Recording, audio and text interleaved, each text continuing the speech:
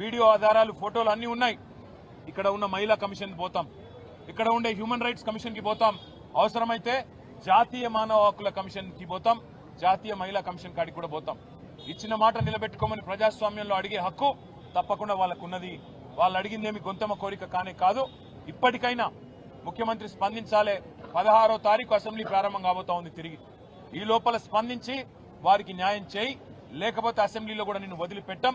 అసెంబ్లీలో కూడా తప్పకుండా ఆడబిడ్డలకు ఇప్పుడే నేను మాటిచ్చిన, కేసీఆర్ గారు ఏ రకంగానైతే మాకు మొన్న దిశానిర్దేశం చేశారో ఆశ ఆడబిడ్డల కోసమే కాదు ఇతర చిరుద్యోగులకు కూడా అండగా నిలబడండి అని చెప్పారు.